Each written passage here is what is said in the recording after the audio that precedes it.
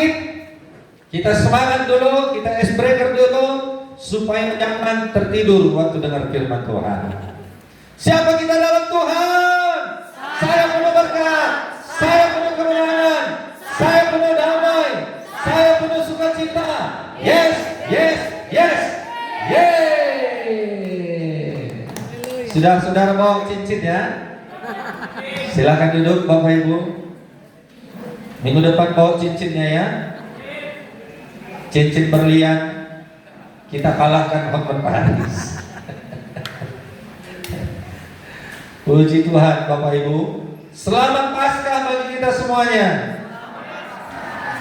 Selamat hari Minggu, selamat beribadah. Amin. Puji Tuhan. Renungan bagi kita pada hari ini, kebangkitan yang memulihkan hidup kita. Kebangkitan Kristus yang sangat berarti memulihkan kehidupan kita. Sebelum Yesus bangkit, murid-murid dan pengikut-pengikutnya semuanya mengalami kekecewaan, mengalami kemunduran, mengalami kecewa, putus harap. Mengapa? Karena Yesus yang diharapkan sebagai Raja mati. Kita sudah peringati Jumat Agung kematiannya. Tuhan Yesus mati bukan karena dia lemah, bukan karena dia tidak berkuasa. Bapak Ibu, kalau kita baca firman Tuhan Alkitab, sewaktu dia ditangkap, murid-murid sempat mengadakan perlawanan kepada serdadu-serdadu. Betul? Lalu telinga hamba imam besar itu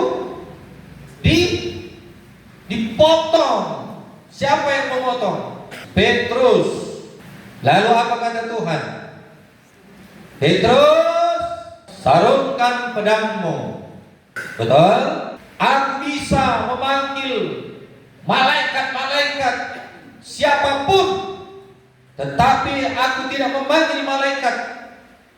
Siapa yang menggunakan pedang akan binasa oleh pedang. Lalu diambil telinga serdadu itu, lalu ditempelkan lagi. Betul? Bukan dia tidak mampu, bukan dia tidak berkuasa, tetapi hanya untuk menggenapi apa yang dinubuatkan di dalam perjanjian lama. Memang dialah anak domba Allah yang harus tertumpah darahnya di kayu salib untuk menebus dosa manusia. Bukan lagi dengan darah domba, hewan, lembu, sapi. Tidak sebangkit, melainkan itu merupakan bayangan yang akan terjadi di dalam perjanjian baru, yaitu darahnya sendiri yang harus tertumpah. Darah yang mahal harus digenapi dan sudah digenapi. Bapa, Tuhan kita satu. Coba katakan, Tuhan saya satu. Yesus itu adalah firman. Perkataannya, Roh Kudus adalah rohnya. Satu hakikat. Jadi bukan tiga Tuhan kita, betul? Tapi satu. Yesus itu adalah firman. Roh Kudus adalah rohnya Bapa. Satu. Kesatuan tidak bisa dipisahkan. Bapak Ibu Saudara yang kekasih, itulah sebabnya Yesus yang adalah firman itu menjadi manusia. Dia bisa menjadi apa saja. Betul? Jadi sudah kita dengarkan firman Tuhan, bagaimana Yesus disalibkan pada hari Jumat kemarin yang sudah kita peringati sebagai Jumat Agung. Tidak ulangi lagi. Kita mau bicara tentang Tapi sebelum dia bangkit, banyak yang kecewa. Sebelum dia bangkit, banyak yang putus harap. Sebelum dia bangkit, kehilangan harapan. Bapak Ibu, itulah yang terjadi sebelum dia bangkit. Apakah kita mengalami kecewa hari ini? Kecewa dengan seseorang, kecewa dengan suami, kecewa dengan istri, kecewa dengan pimpinan, kecewa dengan rekan bisnis. Alamilah kebangkitannya pada hari ini supaya jangan kecewa. Bilang sama teman yang kanan kiri, alamilah kebangkitan Yesus agar engkau jangan kecewa. Adakah kecewa karena diri sendiri? Ada orang yang kecewa karena dirinya sendiri, kesalahannya sendiri. Ada kecewa kepada hamba Tuhan. Ada yang kecewa kepada saya hari ini. Ampunilah kalau ada. Bapak Ibu, siapa saja bisa membuat kita kecewa. Sebelum kebangkitan Yesus, Maria yang pertama sekali ketika dia mau merempah-rempahi Yesus yang telah mati dikubur, mau merempah-rempahi, mau mengawetkan. Bapak Ibu, ternyata dia melihat kubur kosong.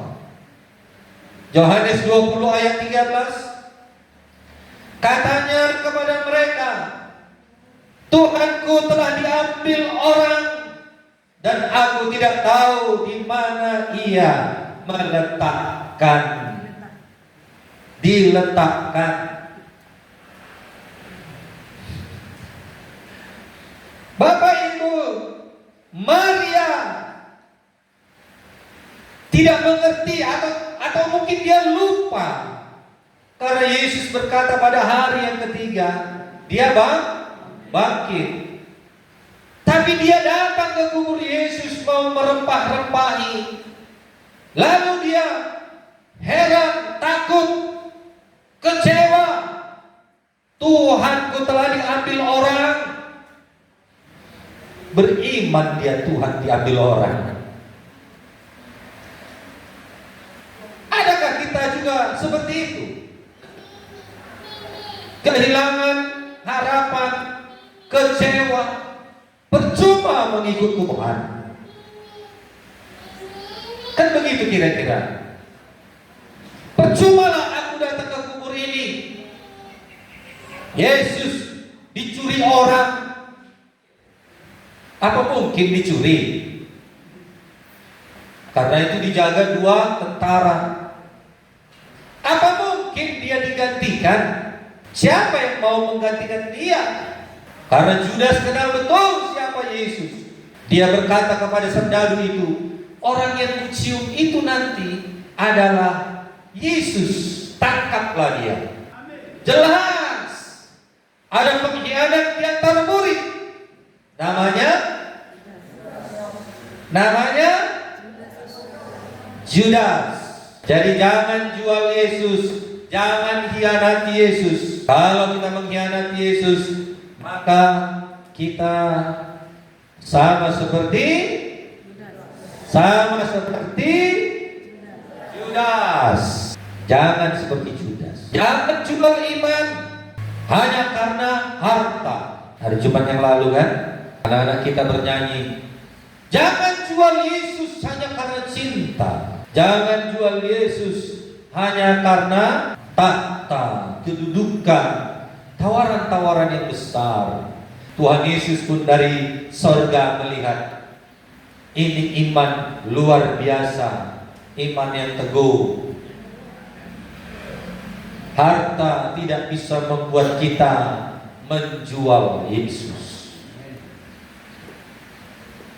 Bapak Ibu Saudaraku semuanya, awalnya Maria datang dengan hati yang hancur. kecewa, dan mengira segalanya telah berakhir. Dia lihat Yesus hancur hati, kecewa. Dia mengira hancur semuanya, gak ada lagi artinya. Ia tidak hanya kehilangan Yesus secara fisik, tetapi juga kehilangan harapan dan arah. Kadang dalam hidup kita merasa Tuhan tidak ada. Di dalam persoalan kita, terkadang kita merasa Tuhan tidak ada, tidak menolong, tidak hadir. Kita merasa sama seperti Maria ini. Ia tidak hanya kehilangan Yesus secara fisik, tetapi juga kehilangan harapan dan arah. Itulah yang dirasa oleh Maria. Ketika kita tidak melihat Tuhan bekerja, bukan berarti Dia tidak hadir. Bapak Ibu, nanti kita lihat Tuhan Yesus sendiri. Dialah itu yang berkata kepada Maria. Yang kedua, selain daripada Maria yang mengalami kekecewaan, murid-murid juga mengalami kekecewaan. Selama Yesus hidup, Yesus diandalkan. Selama Yesus hidup, Yesus ada di depan. Selama Yesus hidup, Dia mengadakan mukjizat. Selama Yesus hidup, tidak ada persoalan yang sulit. Ketika Yesus hidup di dunia, sebelum disalibkan, semuanya beres. Pajak pun beres, keuangan beres, banyak persoalan dibereskan oleh Tuhan Yesus. Tetapi ketika Dia mati, murid-murid ini mengalami goncangan, tergoncang imannya. Betul? Betul? Bapak Ibu, ketika harapan tidak sesuai dengan kenyataan karena Yesus mati di kayu salib. Lukas 24 ayat 21. Padahal kami dahulu mengharapkan bahwa Dialah yang datang untuk membebaskan bangsa Israel. Yesus yang diharapkan, yang menjadi Mesias, yang diharapkan menjadi raja di dunia. Tetapi Yesus berkata kepada Pilatus, kerajaanku bukan dari dunia, bukan kerajaan dunia, melainkan kerajaan Allah. Itulah sebabnya Dia melihat tidak ada kesalahan di dalam diri Yesus. Nah, Bapak Ibu, murid-murid dalam perjalanan ke Emmaus merasa kecewa dan patah semangat. Mereka pernah berharap, tetapi karena kematian Yesus, mereka ragu dan menyerah. Mereka ragu. Adakah yang ragu di sini? Maka kemungkinan dia akan menyerah menghadapi menjalani hidupnya. Ragu kepada Tuhan, bimbang kepada Tuhan, tidak yakin kepada Tuhan. Bapak Ibu, realita hidup kadang tidak sesuai dengan iman kita memang, tetapi itu bukan akhir dari cerita kita. Manusia bisa saja membuat banyak kekecewaan dalam banyak hal. Mari kita perhatikan, kekecewaan tidak berarti kekalahan iman, namun itu sering menjadi awal dari proses pemulihan rohani kita. Amin. Haleluya. Apa Bapak Ibu? Proses pemulihan. Amin. Jadi kalau kita kecewa, jangan mundur. Kemungkinan itu proses untuk pemulihan. Jika kita melihat Yesus yang bangkit di dalam diri kita ini, Yesus hadir. maka itu merupakan awal kebangkitan bagi kita untuk dipulihkan. Haleluya.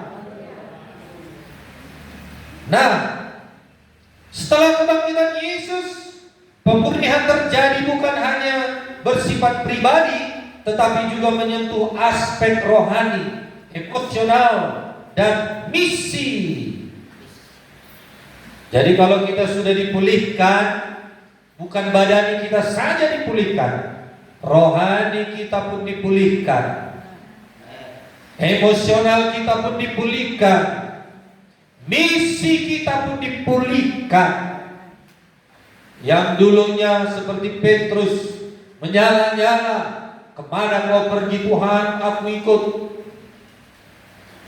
Aku berada di depan jikalau ada yang mengganggu. Begitulah Petrus semangatnya. Tetapi setelah Yesus disalibkan, Petrus melarikan diri. Petrus menyangkal Yesus. Dan murid-murid yang lain ketika Yesus disalibkan meninggalkan dia. Betul? Betul? Bapak Ibu, Yesus memulihkan Maria yang pertama. Kenapa Maria? Karena dia terlebih dahulu yang datang ke kubur Yesus. Dia yang lebih dahulu dipulihkan. Yesus yang bangkit menyapa pribadi Maria yang awalnya kecewa itu. Yohanes 20 ayat 16. Kata Yesus kepadanya, Maria. Ada berapa? Ada berapa Maria di sini? 3. Maria Silalahi, Maria Simanjunta, Maria Elsa. Elsanya? Oh, satu lagi ya. Siapa namanya? Si Boro? Ada Marianya juga kan? Marta itu Marta. Oh, Marta ya.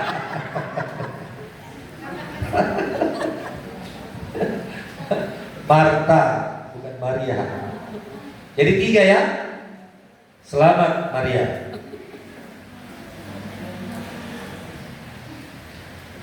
Maria, kata Tuhan Yesus.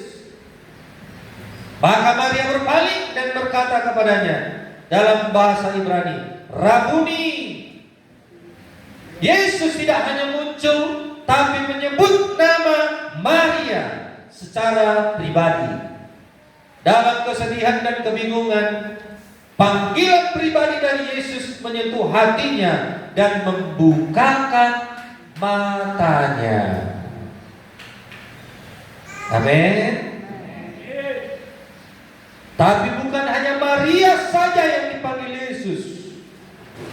Nama kita satu persatu disebut, dipanggil oleh Tuhan Yesus. Dengarkanlah suaranya, amin. Dengarkanlah panggilannya, amin. Dia lembut berbicara. Bapak Ibu, terkadang kita tidak mendengar suaranya karena masalah kita itu. Betul? Begitu beratnya, begitu sulitnya, begitu saudara yang kasih pergumulan kita, serasa kitalah yang punya persoalan paling berat. Lalu kita tidak bisa mendengar Tuhan berbicara. Lebih kuat masalah berbicara kepada kita daripada Tuhan yang berbicara kepada kita. Hari ini dengarkanlah suaranya dengan baik-baik. Dengarkanlah suaranya dengan sungguh-sungguh. Amin. Jangan biarkan apapun mengalihkan pendengaran kita. Bisakah Tuhan berbicara kepada kita? Bisakah Tuhan berbicara kepada kita? Bisa. Dengarkanlah suaranya. Suaranya lembut, suaranya manis didengar. Damai hati, sukacita, bahagia. Kalau saudara dengar persoalan itu bikin stres. Maria yang tadinya menangis dalam kesedihan menjadi saksi pertama kebangkitan Yesus. Ketika dia datang ke kubur Yesus, dalam kesedihan, mungkin dalam perjalanan ke kubur itu mungkin dia sudah lemah, ya, letoy, ya, gak ada harapan. Yesus matinya rupanya. Sampai di kubur, ternyata tidak ada.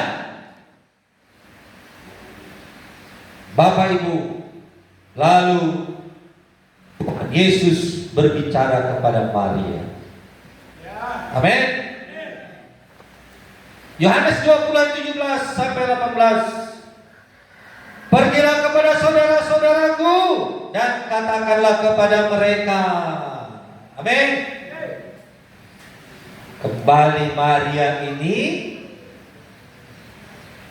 bangkit, bersukacita, bersemangat. Haleluya. Dari air mata menjadi seorang yang bermisi. Disuruh Tuhan dia beritahukan kepada saudara-saudaraku. Amin. Apakah kita juga bermisi? Kita tahu dia hari ini bangkit. Yesus berkata, "Hai anak-anakku, jemaat yang kasih, beritahukan kepada jiwa-jiwa di luar sana, aku telah bangkit. Aku hidup. Bukan dongeng ini, kebangkitan Yesus. Nyata. Amin. Bukan cerita. Saudara yang kekasih, tapi juga sejarah. Karena banyak orang yang menyaksikan nantinya kenaikannya ke surga yang akan kita peringati selanjutnya. Amin. Dia tak langsung naik terangkat ke surga. Dia tunjukkan, dia buktikan dia adalah Tuhan yang hidup, yang bangkit dari kematian. Amin. Dia Tuhan yang luar biasa. Dia Tuhan yang ajaib. Haleluya. Mari kita perhatikan, pemulihan terjadi saat kita kembali melayani dan menyampaikan kabar baik kepada orang lain. Kristus tidak hanya memulihkan iman kita, tetapi agar kita juga menjadi berkat kepada orang lain. Kebangkitan Kristus adalah obat mujarab bagi iman yang sedang terluka karena kecewa. Apa, saudaraku? Kebangkitan Kristus menjadi obat mujarab bagi iman yang sedang terluka atau kecewa. Terluka hati saudara hari ini? Kecewa hati saudara hari ini? Terimalah kebangkitan Yesus. Itu satu obat yang mahal, yang mujarab, yang ajaib, melebihi daripada kekecewaan saudara, yang melebihi dari kekecewaan kita. Kecewa karena apa? Kurang uang. Kebangkitan Yesus lebih daripada kekurangan uang. Putus cinta. Kebangkitan lebih daripada putus cinta saudara yang jomblo. Tidak punya kerja, lagi belum dapat kerja, hati gundah gulana, kecewa, nggak tahu kepada siapa mau dikecewakan. Kebangkitan Yesus lebih mahal daripada itu. Amin. Bapak Ibu Saudara yang kukasihi, jangan kecewa oleh karena apapun. Ingatlah hari ini kebangkitannya lebih mahal daripada kekecewaan kita. Haleluya. Murid-murid juga mengalami pemulihan. Berikut beberapa pemulihan utama yang dialami oleh murid-murid. Yang pertama, pemulihan iman yang goyah. Setelah kematian Yesus, banyak murid mengalami goncangan iman. Lukas 24 ayat 21a. Padahal kami dahulu mengharapkan bahwa Dialah yang datang untuk membebaskan Israel. Mereka merasa harapan mereka pupus. Tetapi Yesus yang bangkit menampakkan diri dan memulihkan keyakinan mereka bahwa Dialah Mesias sejati. Haleluya.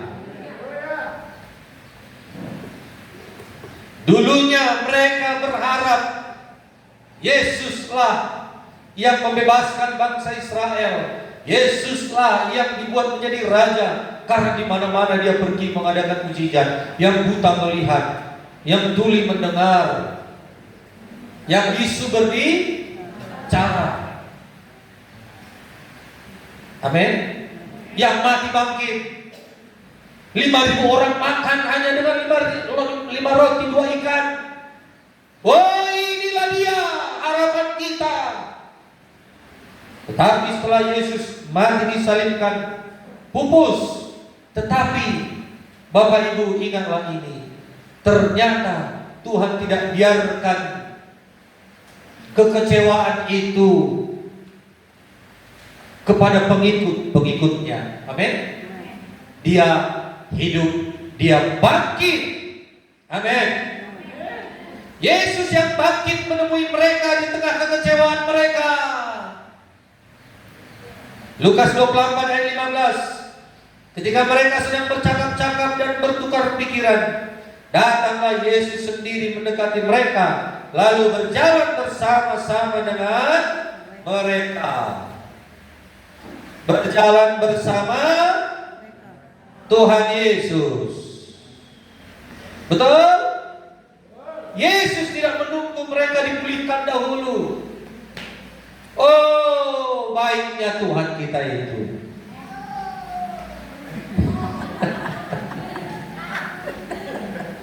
Saudara. Oh, merdu kali seruan saya itu. Haleluya.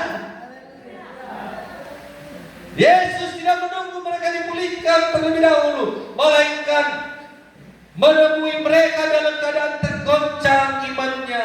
Dia mendekat bukan untuk menghakimi. Kenapa kalian lemah kali iman kalian? Sudah pun aku membangkitkan orang mati, masa kalian tidak percaya kepadaku? Sudah pun kutempelkan telinga serdadu Romawi itu, kenapa kalian masih belum juga yakin? Gak begitu dia. Dia datang menghampiri murid-murid, tetapi untuk mendengarkan dan membimbing. Dan pada masa-masa sulit, Kristus yang bangkit tetap berjalan bersama dengan kita. Amin. Haleluya. Dalam kebimbangan dan kesepian, kita mungkin tidak sadar Yesus sedang berjalan bersama dengan kita. Sadarkah Dia selalu bersama dengan kita? Makanya takutlah akan Tuhan. Amin. Kemana-mana Dia bersama dengan kita. Oleh karena itu, panggillah Dia. Amin.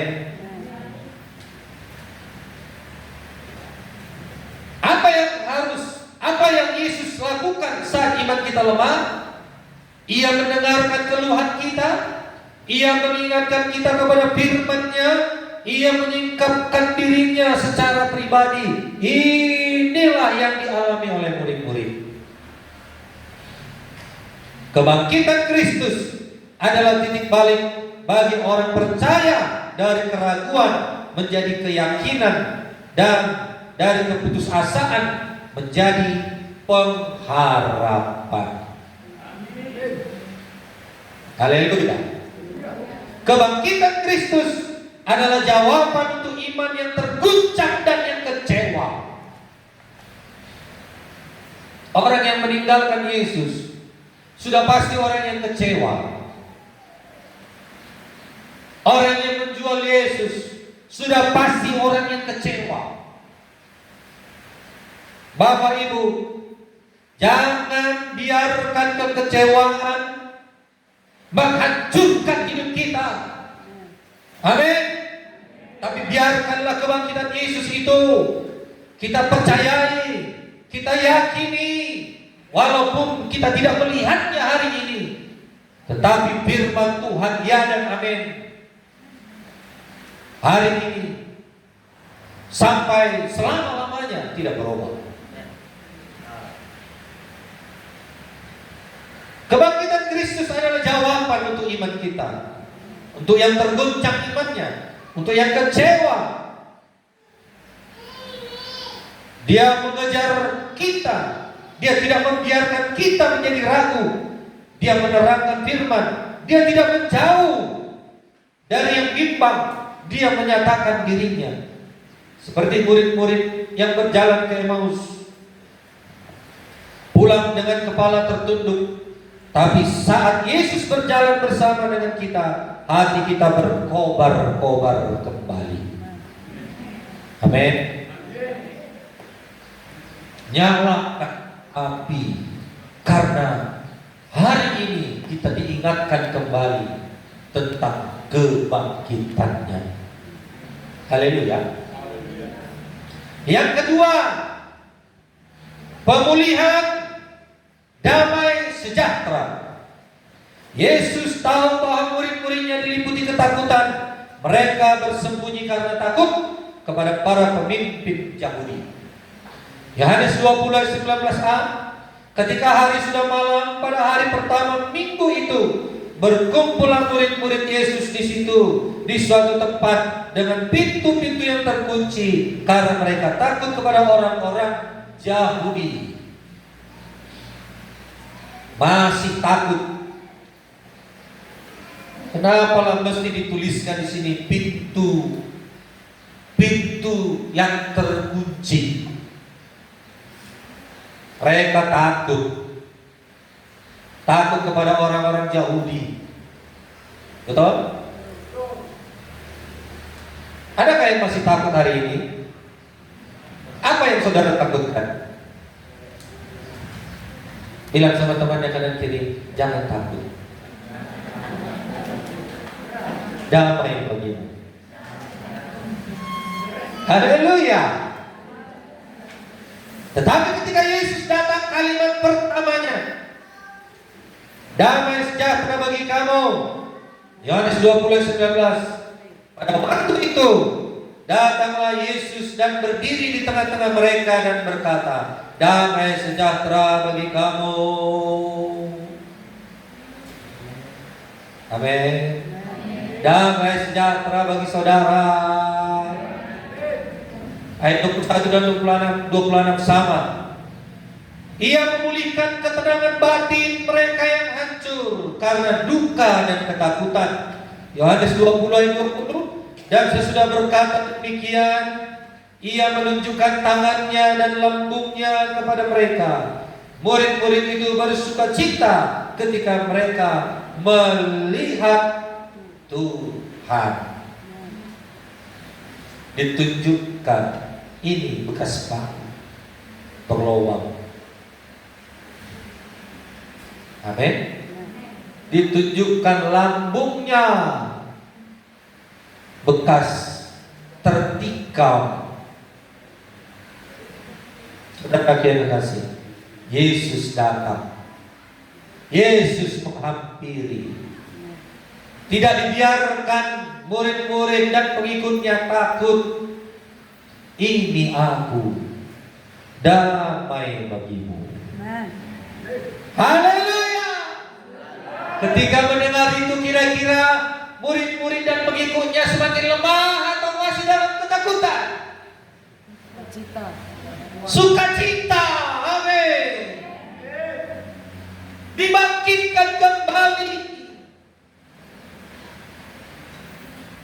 Yang ketiga, pemulihan hubungan yang retak. Beberapa murid seperti Petrus yang menyangkal Yesus, yang lain melarikan diri. Bahkan setelah Yesus bangkit, Thomas masih tetap ragu. Rasa bersalah dan malu pasti menghantui mereka. Tetapi Yesus tidak datang dengan kemarahan, namun dengan kasih Ia memulihkan hubungan pribadi, kepercayaan, dan kasih. Puji Tuhan. Ada pemulihan. Yang tadinya Petrus menyangkal Yesus. Kemana kau pergi Tuhan, aku ikut. Tetapi dia menyangkalnya ketika Yesus mau disalib. Aku tidak kenal dia. Sumpah, katanya pula lagi kan, Philip semalam, sumpah aku tak kenal dia. Aku bukan muridnya. Aku bukan jemaat dia. Ada yang begitu? Enggak ya? Aku bukan orang Kristen. Bapak Ibu Saudara yang dikasihi, itulah yang terjadi di dalam diri Petrus. Sudah disangkal Tuhan itu. Berkokok ayam 3 kali. Sadar Petrus ini sudah menyangkalnya.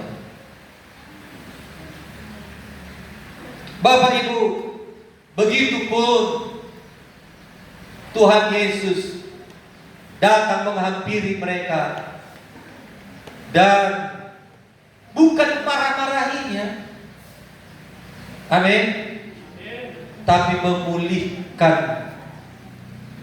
apa yang sudah Petrus ucapkan, dibangkitkan kembali. Petrus bangkit, amin. Murid-murid bangkit, semua pengikutnya bangkit. Yang tadinya lari, merasa bersalah. Adakah yang merasa bersalah? Adakah yang melarikan diri selama ini kita? Tidak usah khawatir, Yesus baik. Amin. Yesus baik. Kebangkitan Kristus bukan hanya membuktikan kuasanya atas maut, tetapi juga kasihnya yang memulihkan orang berdosa. Sebesar apapun kesalahan kita hari ini, jikalau kita yakin Dia hidup, Dia bangkit, maka itu bisa memulihkan hidup kita.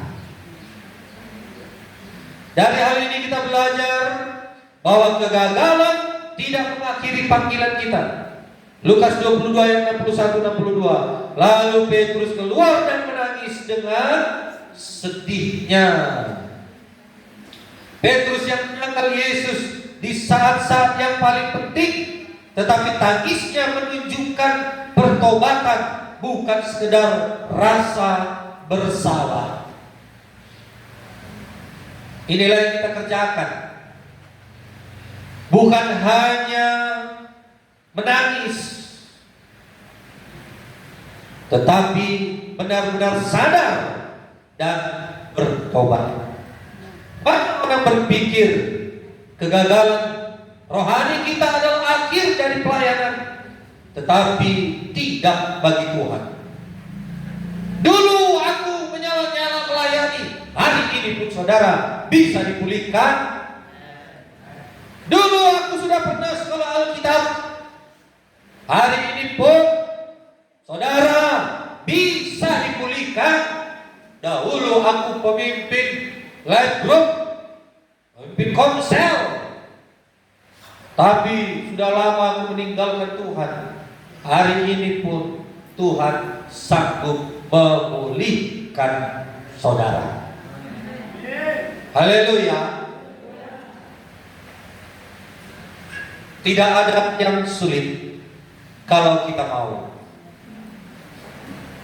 Yesus menemui dan memulihkan Petrus dalam Yohanes 21 ayat 15. Simon anak Yohanes, apakah kau mengasihi aku?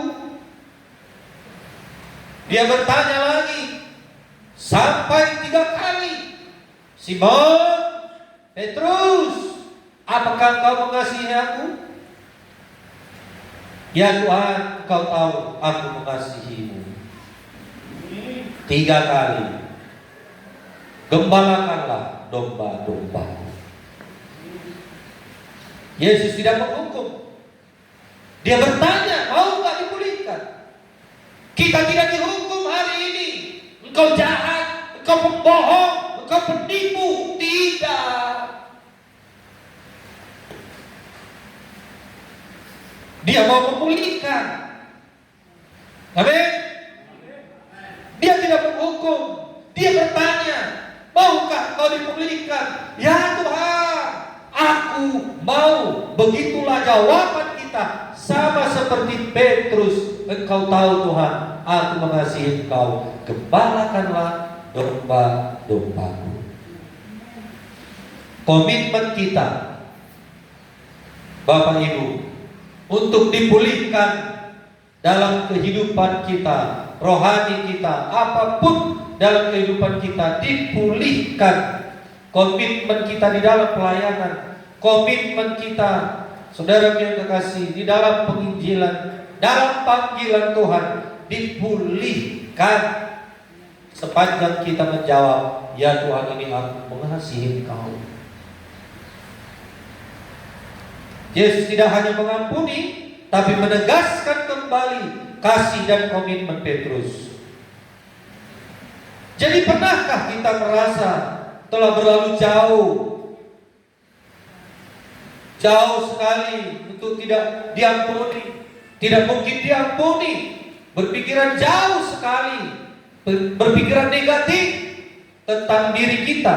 Ingatlah Petrus, pemulihan Tuhan tidak datang lewat tuduhan, tetapi lewat kasih Tuhan kepada kita. Amin. Tuhan tidak menuduh-nuduh. Tuhan tidak salah dipersalahkan.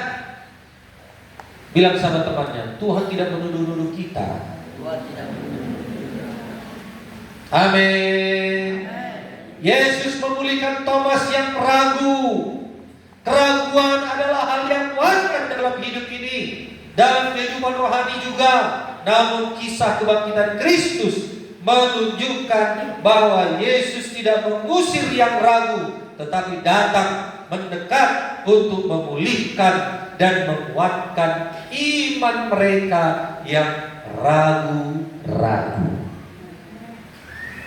Ragu-ragukah kita mengikut Tuhan hari ini? Ragu akan masa depan? Ragu apa yang akan kita hadapi di depan? Ragu bagaimana hidup ini?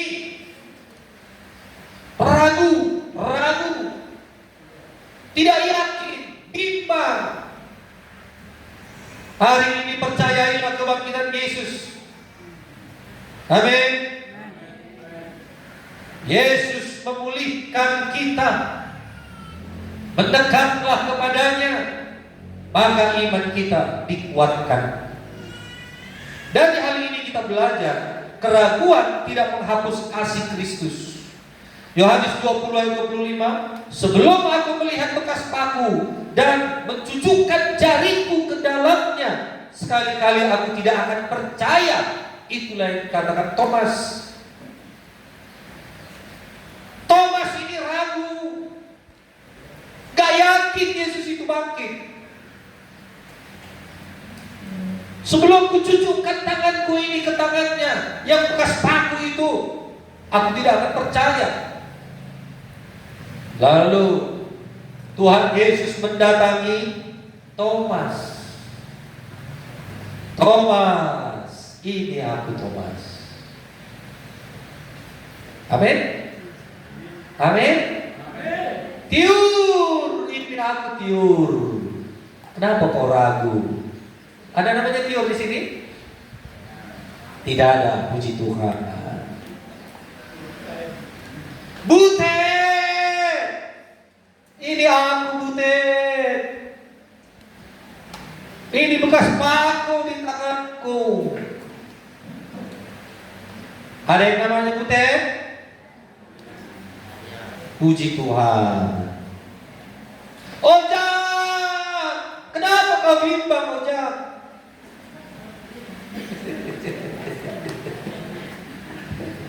Ini bekas paku Ojak. Ada yang namanya Ojak? Tidak ada. Puji Tuhan.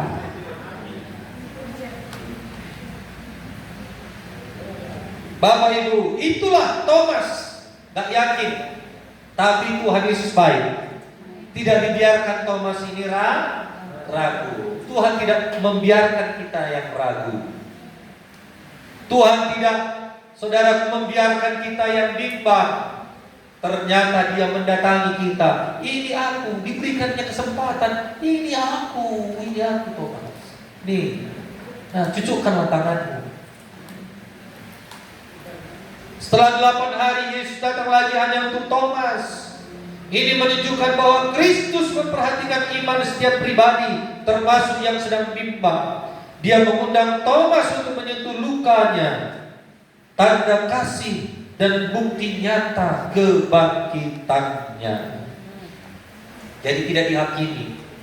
Iman tidak tumbuh dalam penghakiman, tetapi dalam pengalaman akan kasih yang sabar. Yohanes 20 ayat 28. Ya Tuhanku dan Allahku. Amin. Yakin dia. Thomas ini merasa orang matematika dan fisika, orang ilmu pasti. Setelah dipegangnya, oh betul tuh, amin. Bangun Yesus. Porsea mau, Porsea, ampunilah aku, katanya lagi kan. Ampunilah aku Bapak yang kurang percaya ini. Pemulihan iman menghasilkan pengakuan iman yang lebih kuat. Orang yang bimbang berjumpa dengan Tuhan, oh kuat, tak tergoyahkan lagi.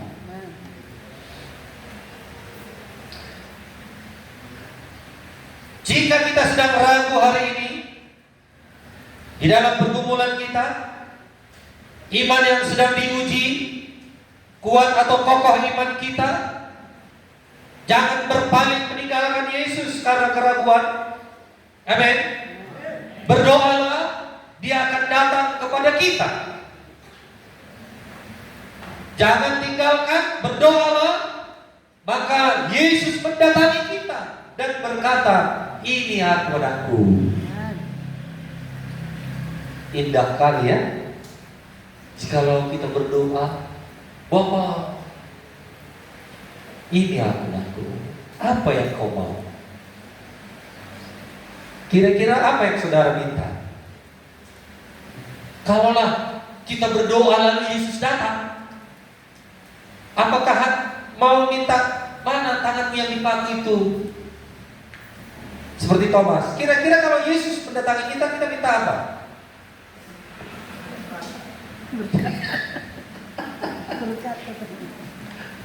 Minta apa?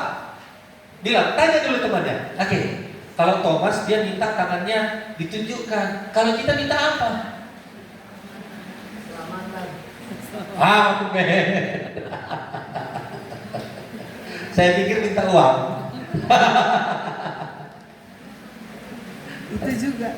Itu juga. Wah. Itu pun diberikan Tuhan. Amin. Kalau surga sudah diberikan uang satu ikat seberapa lah?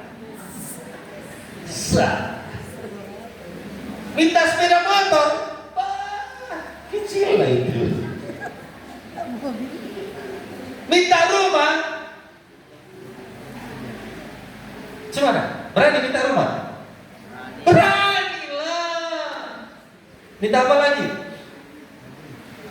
Mobil. Berani minta mobil? Minta. Tapi jangan minta mobil nggak bisa beli bensinnya. Karena nggak bisa beli seliter 2 liter. Pinomat 100.000 satu hari. Kalau gaji 70 satu hari, jangan minta mobil.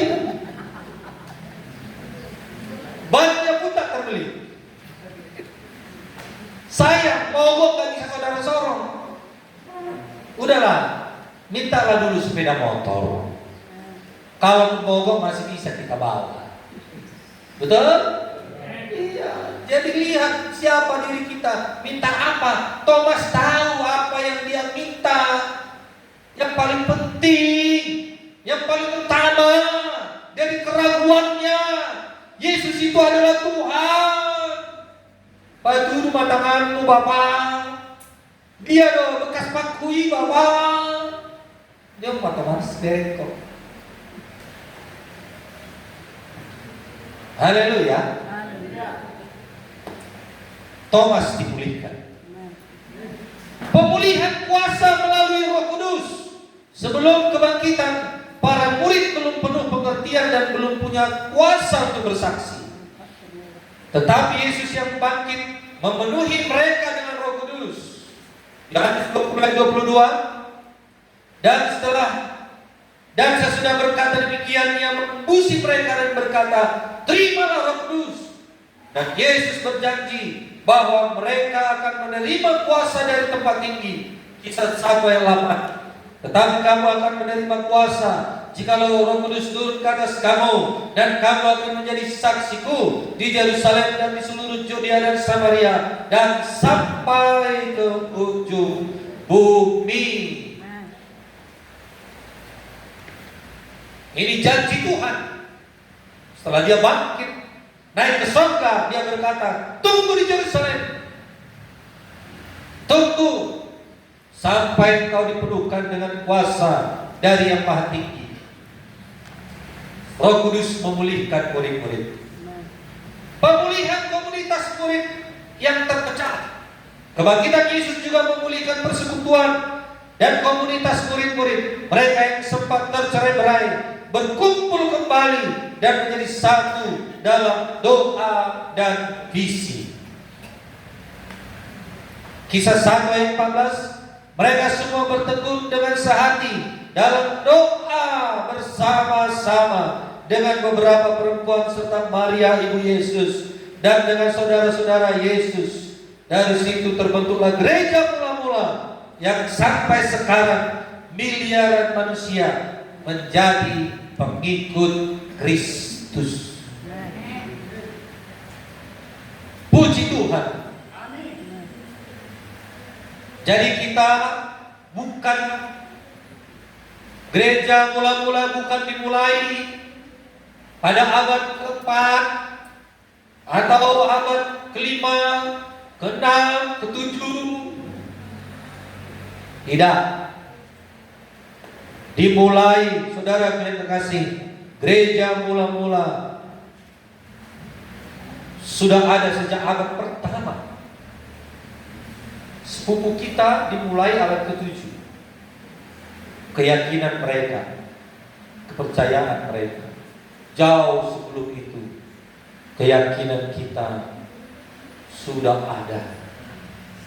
Amin. 2000 tahun yang lalu, ketika Yesus ada di dunia ini, dari sanalah keyakinan percaya kita kepada Tuhan gereja mula-mula. Jadi kebangkitan Kristus memberi kita harapan. Kegagalan tidak menghapus kasih Allah. Yesus memulihkan, bukan menghukum. Pemulihan membawa pemutusan untuk melaksanakan misinya. Tuhan Yesus bangkit, amin. Membawa harapan, haleluya. Kegagalan tidak menghapusnya, saudaraku. Namun kasih Tuhan memulihkan, membawa panggilan untuk kita diutus untuk memberitakan Injil bahwa Yesus hidup. Yesus telah bangkit dari kematian. Yesus mengalahkan maut. Jika saudara pernah gagal melaksanakan kehendak Tuhan lewat tindakan, perkataan, atau kehidupan, hari ini adalah saat untuk kembali. Yesus menanyakan hal yang sama. Apakah kau mengasihi aku? Yesus menanyakan itu kepada kita. Sama seperti Petrus. Apakah kau mengasihi aku, anakku? Jemaat yang resmi. Amin. Jawablah amin. Ya Tuhan, aku mengasihi Engkau. Kalau kita mengasihi Dia, Tuhan memulihkan kita. Bapak Ibu Saudara yang kasih, kecewa, bimbang, putus asa, sempat meninggalkan Yesus, namun bertobat, ada masih kasih Tuhan supaya kita dipulihkan. Haleluya. Takut, khawatir, banyak hal dalam kehidupan kita ini. Kita khawatirkan, kita takutkan banyak hal. Mulai dari anak kita, mulai apa yang kita makan, mulai kita khawatirkan sakit penyakit, kita khawatirkan gak ada uang, banyak perkara dalam hidup kita ini. Saudara yang kasih, Tuhan tidak biarkan itu sepanjang kita datang kepadanya. Amin. Sepanjang kita, saudaraku, tidak menyangkalnya, Tuhan Yesus memulihkan hidup kita. Mari bangkit.